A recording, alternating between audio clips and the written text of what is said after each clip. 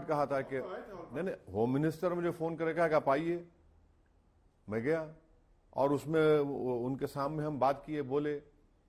तो एक गवर्नमेंट में है वो, तो उनसे हम, जैसा आप गिरिराज सिंह से हम जाकर मिले, मालेगांव के पावर लूम्स के बारे में उनके इश्यूज थे। अब जैसा हम उनके साथ मिले, 1 घंटा बात की गिरिराज सिंह हमसे, पूरे डेलीगेशन से। मुफ्ती साहब, इस्माइल साहब हमारे एमएलए है, हमारे दोस्त लोग चला दिए। देखिए ओवैसी खड़ा हुआ है गिरिराज सिंह। अरे भाई मंत्री है ना, मैं नहीं जाऊं उनके पास। टेक्सटाइल नहीं, नैरो थिंकिंग उनकी हो सकती है, मगर मैं पॉलिटिकली अपोज कर रहा हूं आपको, मगर आप सरकार में है, मुझे काम करवाना है पावर लूम के बारे में। अब जैसा आज की तारीख में मालेगांव में गवर्नमेंट ऑफ महाराष्ट्र ने रूल निकाल दिया कि सबको जितना पावर कनेक्शन ऑनलाइन करो। अब वहां पर हम अपोज कर रहे हैं, सरकार से रिप्रेजेंटेशन दिए, क्योंकि जमीन बहन के नाम पे होगी और भाई पावर लूम चला रहा होगा, तो कैसे होगा? तो ये तो करना पड़ेगा। हर चीज में अगर कोई क्रिटिसाइज करेगा तो ये कह सकते हैं कि आपका रिलेशनशिप ट्रांजैक्शनल है। नहीं, ट्रांजैक्शनल नहीं है, इसको ट्रांजैक्शनल बोलना भी गलत होगा। भाई वो पावर में है। अगर मैं खड़े रहकर पूछूंगा कि भारत में अनएम्प्लॉयमेंट क्यों है, जवाब दो, आप सरकार में है। अगर मैं किरण रिजिजू से पूछूंगा कि वक्फ का एक्ट आपने क्यों बनाया, ये तो खराब है, आप पैसा खर्चना नहीं कर रहे हैं अपने बजट का, तो मेरी ड्यूटी है ना as a member of parliament. तो सर आपका कांग्रेस के साथ तेलंगाना में अलायंस होता है, बाहर आप उनके खिलाफ कहाँ अलायंस है कांग्रेस साथ? ऐसा मेरे को अभी मैं सुना ना, बिल्कुल नहीं, कोई फैसला नहीं हुआ जुबिली इलेक्शन के बारे में। अभी कोई फैसला नहीं हुआ। हाँ, रेवंत रेड्डी से अच्छे ताल्लुकात है। मैं ऑन रिकॉर्ड ये कहा हूं और फिर कह रहा हूं कि मेरी कॉन्स्टिट्यूंसी में एक हिस्से में मेट्रो लाइन नहीं आई थी, तो चुनाव में तो हम टीआरएस की सपोर्ट कर रहे थे 28 के असेंबली इलेक्शन में। तो मुझे बोले आपसे मिलना है, मैं गया मिलने उनसे, टूथ एंड नेल अपोज करे। मगर मुख्यमंत्री जाके मिला, बोले ऐसा इशू क्या है असद भाई, बोलिए आप कॉन्स्टिट्यूंसी में। बोला भाई ये हमारे पास मेट्रो का नहीं है अभी तक, कितना होगा? बोला 2000 करोड़ होगा। मेरा रोड वाइडनिंग के काम रुके हुए हैं। अकबरुद्दीन ओवैसी के कॉन्स्टिट्यूंसी में सूरज का काम बाकी था। मैं तो थोड़ा अच्छा भी लगा, थोड़ा शॉक भी हुआ कि 3-4 दिन के बाद मुझे वो जियो इशू कर दिया कि मेट्रो लाइन का मैं आके इनॉग्रेट करूंगा, और अभी डेमोलिशन हो रहा है, काम हो रहा है। वो चंद्रागुंटा कॉन्स्टिट्यूंसी में सूरज का काम शुरू है, 250 करोड़ का रोड वाइडनिंग का काम। आपका ऐसा क्या चाम है, आप सबके साथ आपका? नहीं, चाम का नहीं है सर। देखिए, मैं आपका जाति दुश्मन कहां बनूंगा? मुझे जनता ने इलेक्ट किया, मुझे डिलीवर करना है ना, काम करना है। हाँ, पॉलिटिकली आइडियोलॉजी पे कॉम्प्रोमाइज कहां कर रहे हैं?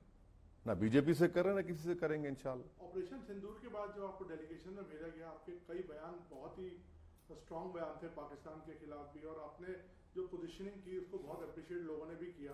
तो आपको लगता है कि यही पोजीशन अब हमको कायम रखनी चाहिए जो हमने ऑपरेशन? नहीं, देखिए, बीजेपी से पॉलिटिकली लड़ाई आइडियोलॉजी पे होती रहेगी, और समंदर के दो किनारे नहीं हो सकते। मगर बीजेपी देश से बड़ी नहीं है, ना प्राइम मिनिस्टर देश से बड़े हैं। जब इतना दर्दनाक टेररिस्ट अटैक हुआ है पहलगाम में, और सब जानते हैं कि पाकिस्तान से ये आईएसआई ट्रेंड मिलिट्री के लोग आकर मिलिट्री स्टाइल में एग्जीक्यूशन हुआ उन लोगों का, तो जाहिर है देश का पक्ष रखने के लिए हमेशा हाजिर थे। इसको पॉलिटिकल दूरबीन से बीजेपी का अपोज करेंगे। अगर हम गए तो कोई प्रधानमंत्री के लिए नहीं गए, हम तो देश के लिए गए, और बोलेंगे इसमें क्या बात है। अभी सर हमने बरेली में एक प्रोटेस्ट देखा और आपने उस पर कुछ टिप्पणी भी करी, उसको आप किस तरह से देखते हैं? जो वायलेंस हुई और जो पोस्टर्स लगे, आपने कहा कि देखिए, वहां पे वायलेंस नहीं हुआ। प्रोटेस्ट का कॉल मौलाना तौकीर रजा साहब दिए, वहां लाठीचार्ज हो गया। नहीं, वो उनको बोले जाकर दो, बाद में लाठीचार्ज हो गया। अब उनको अरेस्ट भी कर लिया। आप अगर मैं एक पोस्टर उठा रहा हूं जिसमें मेरा फेथ है और भारत के संविधान में आर्टिकल 25 फ्रीडम ऑफ रिलीजन है, उस पोस्टर में कोई वायलेंस का नहीं है प्रमोशन, ना कोई प्रोवोकेशन है। किसी ने उठाया महादेव से हम मोहब्बत करें, भाई करो भाई। 98% इस देश में लोग रिलीजियस हैं। यही तो खूबसूरती है इस देश की। जो नहीं मानता किसी को, उसको भी हम सेलिब्रेट करते। मगर पोस्टर कैसे खतरा बन गया? आपको याद होगा 2018 में नरेंद्र मोदी ने केरल के एक आर्टिस्ट का पोस्टर प्रमोट किया था, हनुमान का पोस्टर था, मोदी ने प्रमोट किया, किसी ने इतराज नहीं किया। हम आज भी नहीं कर रहे हैं भाई, वो आप प्रमोट करेंगे। और ये मुसलमानों के लिए देखिए, समझने की बात यह है कि हमारे लिए दुनिया में सबसे कीमती चीज प्रॉफिट मोहम्मद सल्लल्लाहु अलैहि वसल्लम से मोहब्बत है। सबसे कीमती चीज है हमारे माँ बाप, हमारी दौलत, हमारी औलाद से बढ़ के हमारा फेथ का हिस्सा है। अब कोई इजहार कर रहा है तो उसमें गड़बड़ क्या हुई? वायलेंस अगर वो कर रहा है तो कंडेमनेबल है। तो अब आपसे पूछ के मुझे मोहब्बत का इजहार करना पड़ेगा। और आखिरी बात, लव से क्यों नफरत है बीजेपी को? लव से तो मोहब्बत होनी चाहिए ना।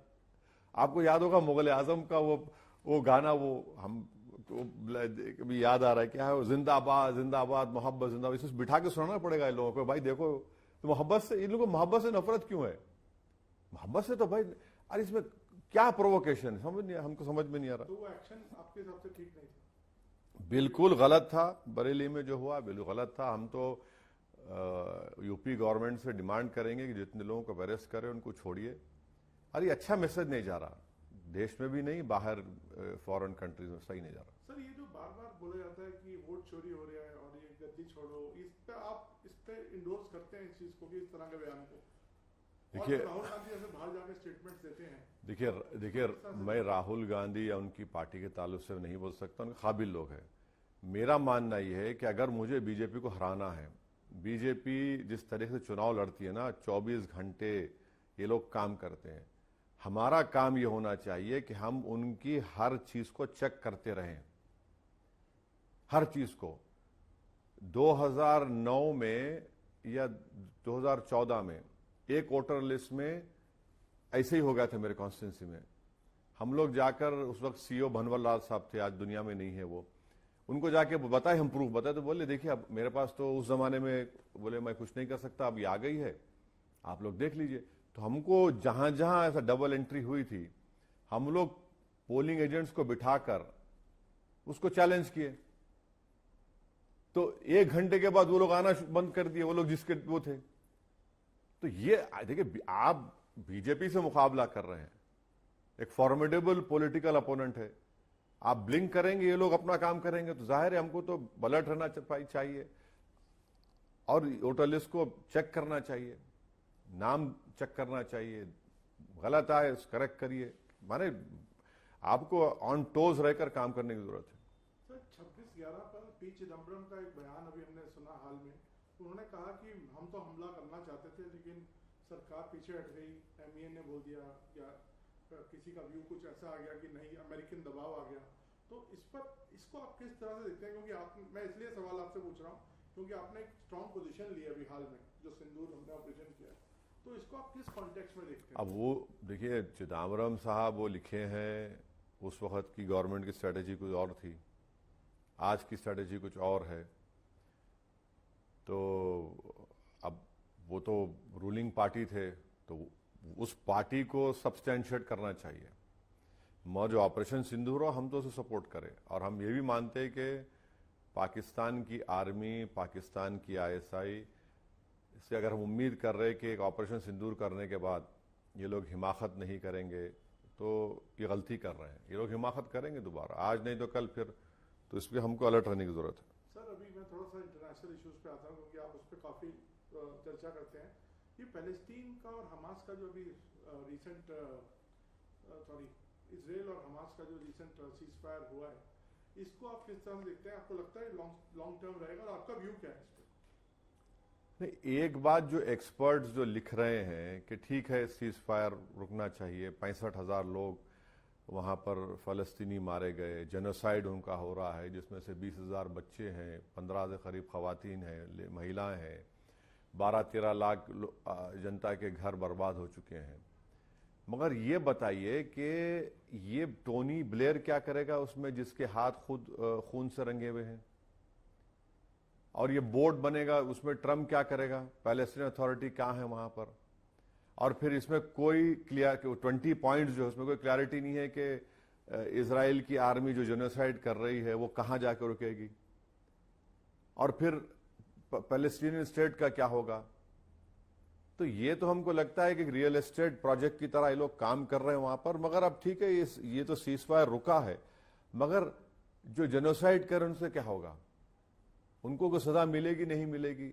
यूनाइटेड नेशन ने कहा कि जेनोसाइड हुआ वहां पर, तो उनको कुछ उनकी अकाउंटेबिलिटी होगी नहीं होगी, ये हमको देखना है। 7 अक्टूबर का हवाला दे, जो नखबा हुआ था अर्ली 1900 में, उसका क्या था? वो कंटिन्यूस। अच्छा, उससे ज्यादा वेस्ट बैंक में आपने करीब 500 फलस्तीनियों को मार दिया।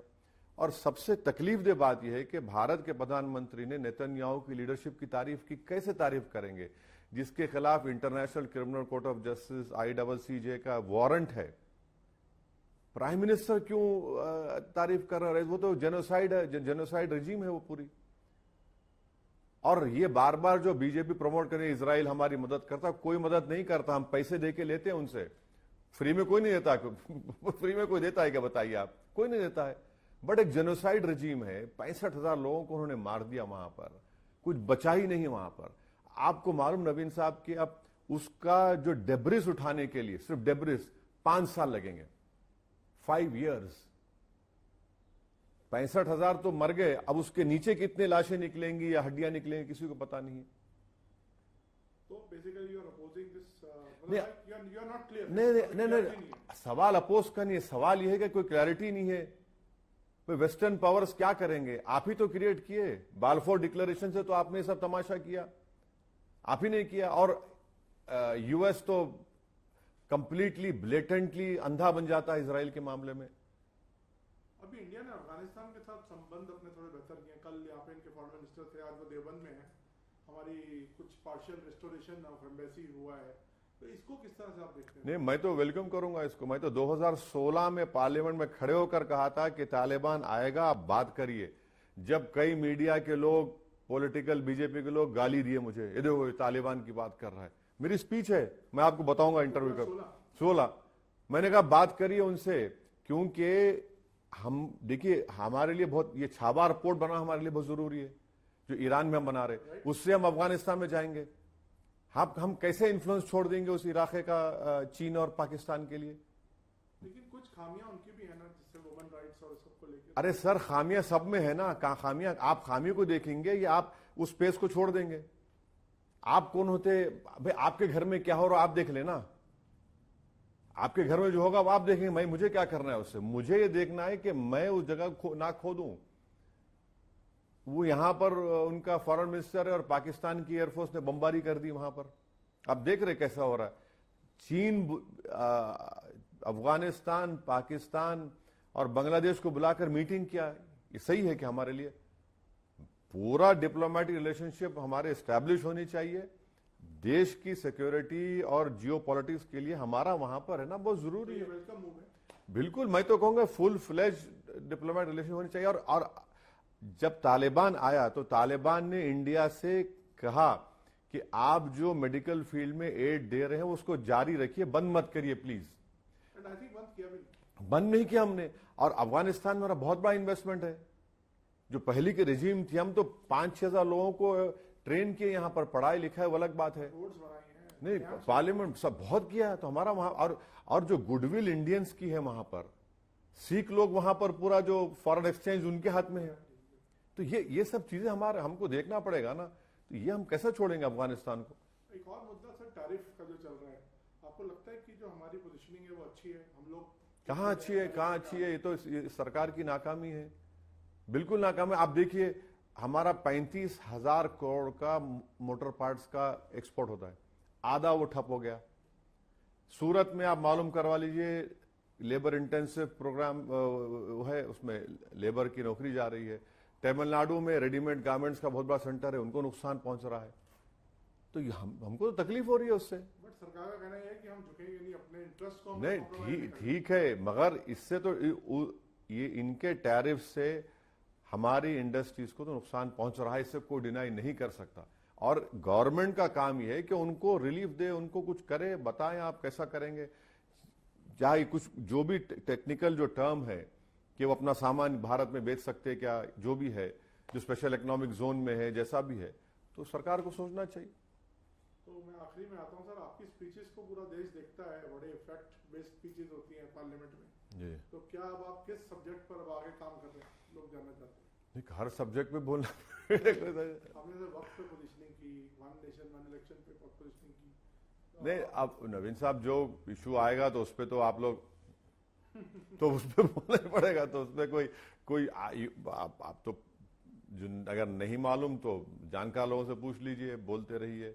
तब जैसा कल 2 दिन पहले अमित शाह साहब ने स्टेटमेंट दे दिया वो पॉपुलेशन का, कैसा ऐसा बोल रहे हैं, कितना गलत बोल रहे हैं, झूठ पे झूठ बोले जा रहे हैं भाई। 1951 से कब से 50 जो भी पहले सेंसस से लेकर अब तक 2011 के सेंसस 4.4% का इजाफा हुआ मुस्लिम पॉपुलेशन में।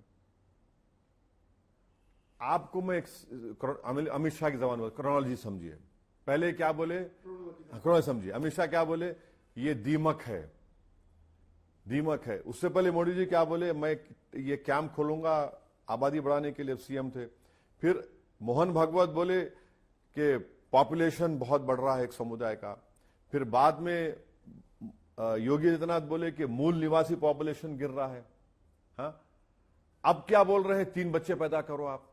मोहन भागवत खुद कह रहे हैं, पहले तो बोले मुसलमान आगे बढ़ रहा है। ये झूठ है। आसाम जब 51 में आसाम से 2 या 3 नॉर्थ ईस्टर्न स्टेट्स बने तो पॉपुलेशन बढ़ेगा ना। मिसाल के तौर पर अगर 100 लोग हैं उसमें 10% का इजाफा हुआ, और जो 10 लोग हैं उसमें अगर 10 लोग कैसा हो तो 100% दिखेगा आपको। इतनी वीक है मैथमेटिक्स में अमित शाह, तो मुझे नहीं मालूम। अच्छा, गवर्नमेंट का डेटा है, टीएफआर रेट मुसलमानों का सबसे ज्यादा गिरा है। डिस्ट्रिक्ट वाइज आप देख लीजिए, डिस्ट्रिक्ट वाइज गवर्नमेंट का है। अच्छा, आखिरी बात, अगर कोई इन्फिल्ट्रेट कर रहा है, भैया आप मंत्री है ना, आप क्यों नहीं रोक पा रहे उनको? ये तो आपके ऊपर सवाल उठेगा, आप क्या कर रहे हैं। और लास्टली कलकत्ता हाईकोर्ट ने जजमेंट दिया, आपने भिजा दिया उन लोगों को बांग्लादेश, जो बंगाली स्पीकिंग इंडियन मुस्लिम्स हैं, उनको वापस आना पड़ा। तो अगर आप हर बंगाली स्पीकिंग इंडियन मुस्लिम को बोलेंगे बांग्लादेशी, तो गलत है, बिल्कुल बहुत गलत है। बट एक बात बताइए, जो डेमोलिशन चल रही है कई स्टेट्स में, उसको आप किस तरह से देखते हैं? बिल्कुल गलत है। आप तो कह रहे हैं कि कागज नहीं है, कुछ पत्र अरे नहीं है। कागज पर नहीं, सुप्रीम कोर्ट का जो गाइडलाइंस है, गवाई साहब ने जो जजमेंट दिया था, आप उसको फॉलो ही नहीं कर रहे हैं।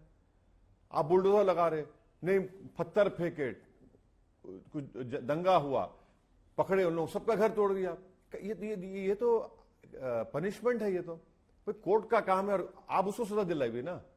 जो पत्थर फेंका या वायलेंस किया, आप पूरा घर ही तोड़ रहे हैं। 1 नहीं, 2 नहीं, 10-10, 20-20 घर आप तोड़ रहे हैं। क्या असर पड़ रहा है उसका? अच्छा, बुलडोजर आप कहां पर इस्तेमाल करते? इनका एक मंत्री था टेनी, यूपी में गाड़ी चला दिया, उसका घर तोड़े आप? नहीं तोड़े। ऐसे कई एग्जाम्पल्स दिए जा सकते हैं। तो बुलडोजर से आप देश नहीं चला सकते था, आप संविधान से चलाइए, रूल ऑफ लॉ से चलाइए। मैं आखिरी में सर आ गया, लास्ट सवाल। गवाई साहब को भी हाल में एक हमला करने की कोशिश की पाकिस्तान ने, उसको आप इस एक्ट पर आपका कुछ कहना? पूरी सुप्रीम कोर्ट की तौहीन हुई है। गवाई साहब का कोर्ट में हुआ है जिसने जूता फेंका, ये पूरे कोर्ट की तौहीन हुई है। मेरा सवाल यह है कि एक तो मैं रेस्पेक्टफुली डिसएग्री करता हूं, गवाई साहब से उन्होंने कहा मैं केस बुक नहीं करना है। सवाल गवाई साहब का नहीं है, सवाल जो दलित को पीटा जाता है, मारा जाता है, मुंह छोड़ा तो एतराज, घोड़े पे बैठ के बारात निकला तो मारो, चमड़े का कारोबार करता तो पीटो। सर, इस एनसीआरबी का डेटा देखिए आप, 2023 का डेटा अभी आया, हर रोज 12 दलित महिलाओं का रेप होता है। उत्तर प्रदेश में सबसे ज्यादा दलित पे ऑफेंसेस हुआ है, 15,000 के करीब। और दिल्ली पुलिस जो केंद्र सरकार के तहत क्यों केस नहीं बुक कर रहे आप? पार्लियामेंट में 2 लड़के कूद गए थे और वो धुआं छोड़े, हमने यूएपीए लगा दिया उन पे। अब ये साहब 70 ईयर ओल्ड है। रेडिकलाइजेशन का जो आर्गुमेंट है कि नौजवान रेडिकलाइज होते, अरे भाई 70 ईयर्स का आदमी रेडिकलाइज कैसे हो गया बताइए?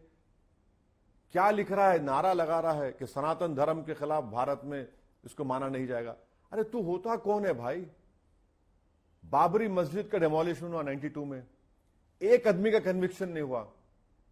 मुझे तकलीफ हुई, इतना बड़ा मॉब, एक का कन्विक्शन नहीं हुआ। हमने कहा कि जजमेंट गलत है। बाबरी मस्जिद का सिविल सूट, बोले नहीं मंदिर आस्था है। हमने कहा आस्था पे नहीं हो सकते, खामोश बैठ गए। ट्रिपल तलाक का जजमेंट है, हमने कहा कि गलत फैसला है। कहां हमने धर्म को लेकर किसी जज पे अटैक किया बताइए? तो ये तो गलत है ना। आज जूता फेंके कल कुछ और करेगा। और जो रॉन्ग मैसेज जो सरकार समझ नहीं है, जो दलित नहीं, जो रॉन्ग मैसेज पूरे देश में गया है कि भाई चीफ जस्टिस ऑफ इंडिया के कोर्ट में कोई जूता उठाकर फेंकता है और इस तरह का बकवास नारा लगाता है, और एक म्यूटेड रिस्पांस गवर्नमेंट से आ रहा, बिल्कुल ठंडा रिस्पांस। प्रधानमंत्री तक ने अपोज किया था। अरे क्या अपोज किया भाई? कितनी देर के बाद किया बोलिए? आप टाइमलाइन निकालीजिए, कितनी देर के बाद?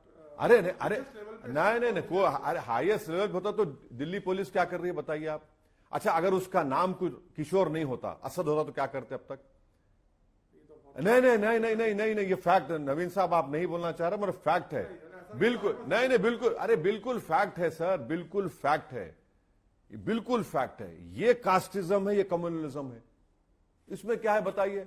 अरे अगर उसका नाम कोई और होता तो भाई पूरा उसका बाप दादा गांव कहां से आया, किधर से गया। तो ये जो मैसेजिंग जा रही है ना, बहुत गलत जा रही है सरकार के खिलाफ। हालांकि मैं इस बात से एग्री नहीं करता। नहीं, आप मत करिए।